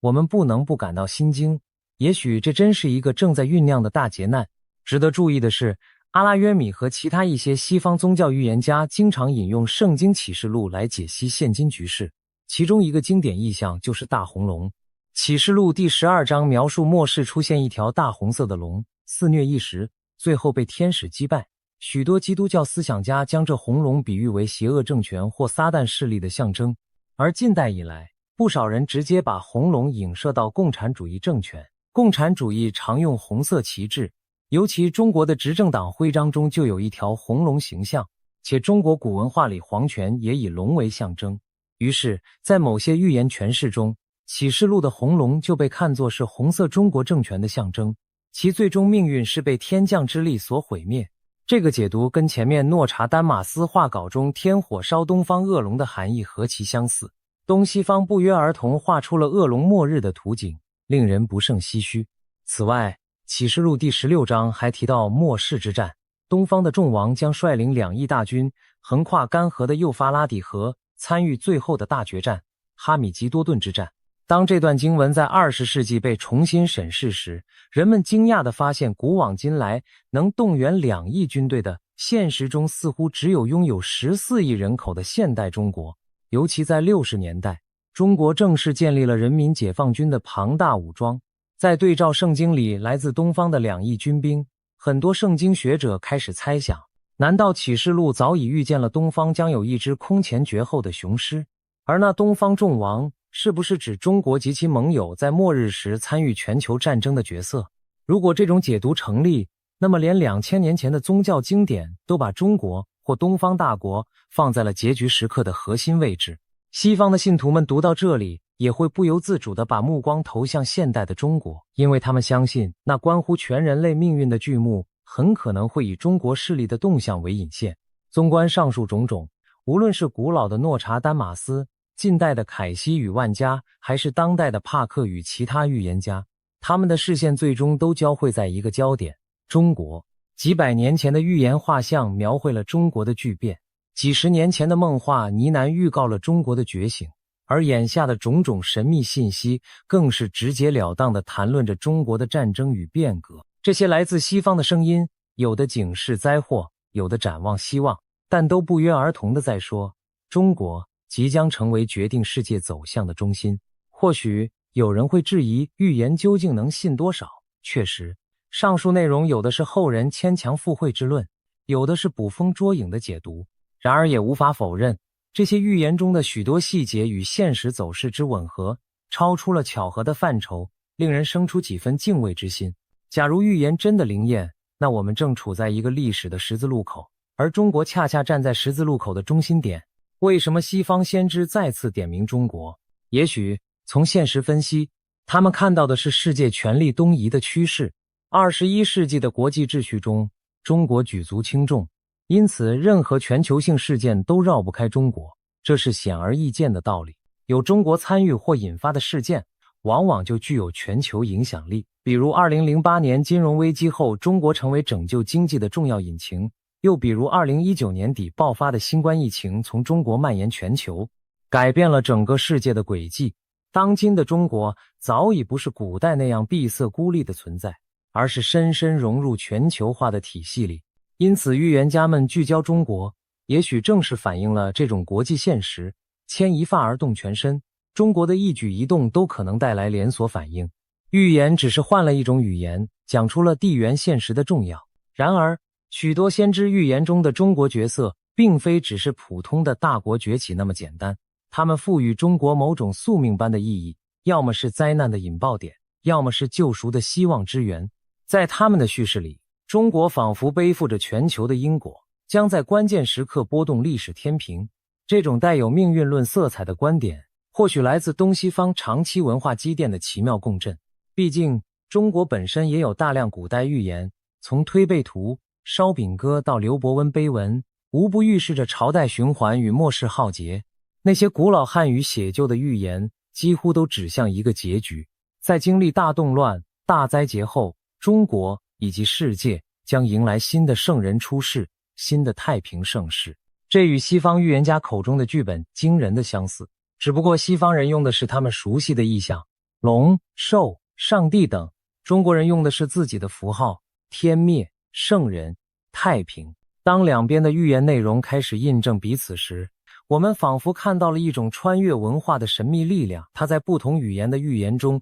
都指明了同一个方向。如今，许多西方预言研究者也开始研读中国的预言典籍，因为他们意识到，要解开未来的谜，也许中国的线索不可或缺。正是这种东西方预言的交汇，使得中国被推到了全球预言中心的位置。换句话说，全世界关注未来的人，如今无不在关注中国，期待从中找出印证预言的蛛丝马迹。那么，我们该如何面对这些缥缈难测的预言？2026年的大门已经打开，我们正走入那些预言描述的时间点。未来几年，也许正是验证预言真伪的关键期。倘若真的如预言所言，中国会发生惊天动地的变局，无论是战争、政权更替，还是精神复兴，那我们这一代人将亲历历史巨变，见证预言成真。到那时，回头看这些先知的话语，或许只剩下叹服与钦羡。原来一切早有迹可循。